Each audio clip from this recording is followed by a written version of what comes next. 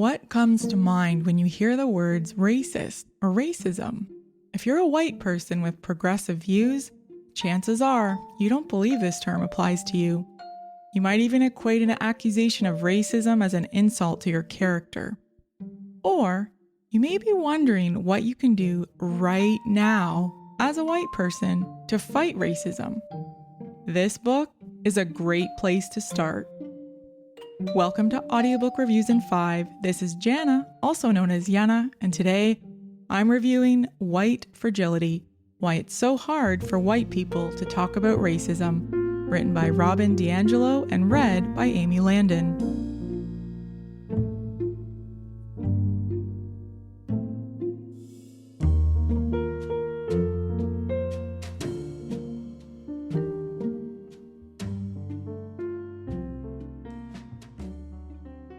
Dr. Robin DiAngelo is an anti-racist educator and University of Washington professor. She defines white fragility as the defensive moves that white people make when challenged racially. White fragility is characterized by emotions such as anger, fear, and guilt, and by behaviors including argumentation and silence. These behaviors, in turn, function to reinstate white racial equilibrium and prevent any meaningful cross-racial dialogue. I hesitated to read this book, although I've seen the cover and references to it many times since it was published in 2018. I was skeptical that a well-meaning white woman would have answers to systemic racism. However, DiAngelo is uniquely positioned to speak to a white audience who relate to her values and political stance, especially in North America. This book is aimed at white progressives, who DiAngelo cites as causing the most daily damage to people of color. She defines progressives as those who believe that they are not racist or that they are more racially progressive than others. These people spend an inordinate amount of time and energy working to convince others that they are not racist, instead of doing the work that would actually help dismantle racism. The key insight that DiAngelo illustrates magnificently throughout this book is that racism is a systemic and an emotionally charged issue for white people. White progressives typically see themselves as unique individuals, self-directed and unaffected by the culture in which we live. White folks tend to think of racism as individual acts of cruelty, and we largely believe that nice, good people cannot possibly be racist.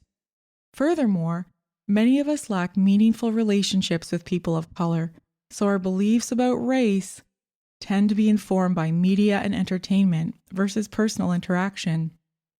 Do you relate to any of these details? If so, DiAngelo is not out to condemn you, but you will assuredly need to deal with some discomfort if you're going to address your own relationship to racism. DiAngelo's writing and examples of racism in her workshop experience are powerful illustrations of what we are up against if we want to end systemic racism. She even cites examples of her own careless, racist remarks and how she took ownership for those and apologized. She maintains that anti-racism is a lifelong undertaking, and one is never finished. Above all, while discussing racism may take white folks out of our comfort zone, that is not the same as making it physically unsafe to speak about. A mistaken conflation that tends to provoke white fragility. Amy Landon's narration is competent, but some reviews describe her voice as robotic.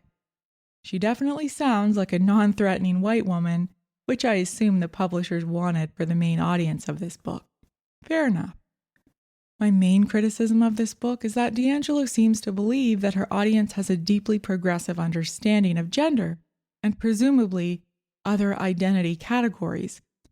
I'm a bit puzzled by this assumption, and I don't agree with her that most people understand or believe that gender is a very deep social construct.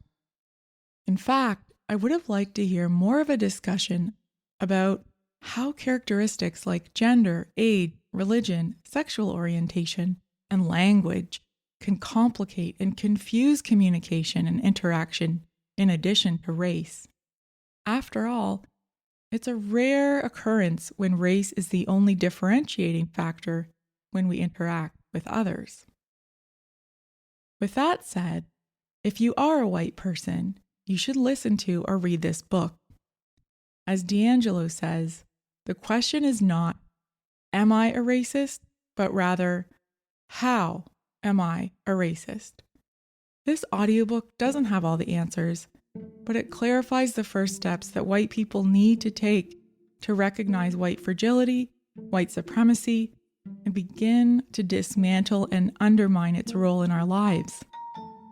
Although this requires ongoing work, it can be incredibly liberating to become aware of.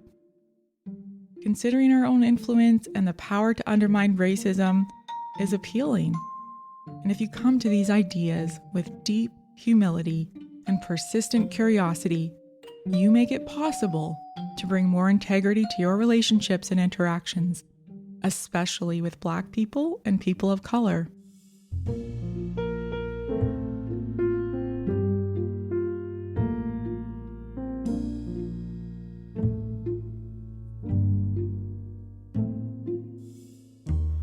That's all for this episode of Audiobook Reviews in 5. Thanks for listening. I hope you'll watch D'Angelo's remarkably powerful, illuminating, and engaging presentation about her book. I've added the link in my episode show notes, and I encourage you to watch that today. I look forward to checking in with you all again soon. Please stay safe and be well.